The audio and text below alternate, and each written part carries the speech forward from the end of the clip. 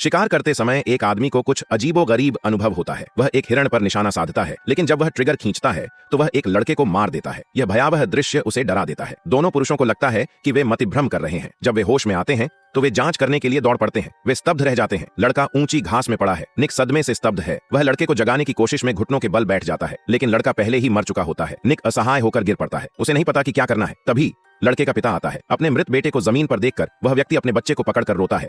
अपने सामने हत्यारे को देखता है। वह अपनी शिकार करने वाली राइफल उठाता है। निक हताश होकर समझाता है कि यह एक गलती थी, लेकिन पिता दुख में डूबा हुआ था। लेकिन वह कुछ भी नहीं सुनता। जैसा कि निक सोचता है, वह गोली से मरने वाला है। पियर्स ने देखा कि वह आदमी अचानक गिर गया। उसके साथ ही डेविड ने उसे गोली मार दी। कई मौतें होने के कारण निक का दिमाग पूरी तरह से चकनाचूर हो गया। वह केवल सप्ताहांत शिकार के लिए बाहर आया था, लेकिन 2 लोगों को मार डाला। डेविड ने शवों को संभालना शुरू किया। वह उन्हें घसीटकर दूर ले गया और झाड़ियों में छिपा दिया। डेविड ने निक को एक जगह जमे हुए देखा। डेविड ने उसे पकड़ लिया और खींचकर दूर ले गया। वे जंगल से बाहर निकल गए और अगले दिन शहर छोड़ने की योजना बनाई ताकि कोई बहाना बनाया जा सके। वे दूसरे जंगल में चले गए, फिर जानबूझकर एक मॉल में दिखाई दिए, यह संकेत देते हुए कि वे शाम ढलने तक वहां शिकार करते रहे। वे अपने होटल लौट आए। जब होटल मालिक ने पूछा कि क्या उन्हें कोई सफलता मिली, तो उन्होंने निराश होकर कहा कि नहीं, लेकिन अपने कमरे में वापस आकर वे घबराए हुए थे। व्यस्त लोगों को आम तौर पर क्या करना चाहिए? अपने कमरे में लगातार रहना। निश्चित रूप से संदेह पैदा हुआ, इसलिए वे खाने के लिए एक रेस्तरां में गए।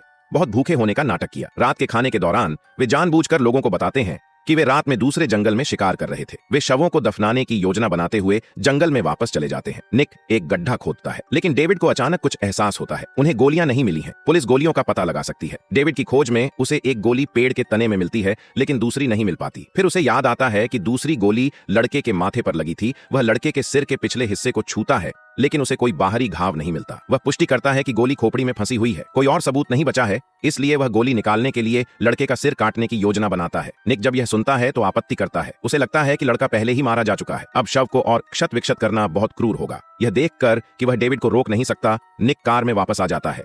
जल्द ही डेविड सारे सबूत इकट्ठा कर लेता है। फिर वे होटल की ओर भागते हैं। उन्हें लगता है कि रात में कोई भी शव नहीं खोज पाएगा, लेकिन निक अपना सिर घुमाता है और देखता है कि एक लड़का उन्हें देख रहा है। होटल में वापस आकर वे सुबह होने पर ही वहां से चले जाने के लिए सहमत हो जाते हैं, लेकिन वे बहुत थक चुके होते हैं। जब वे उठते हैं तो अपना बैग पैक करते समय दोपहर हो चुकी होती है। वे नीचे शोरगुल सुनते हैं। डेविड बाहर देखता है। उनके टायर काट दिए गए हैं और उनकी कार को घेर लिया गया है, लेकिन अब दोनों आदमी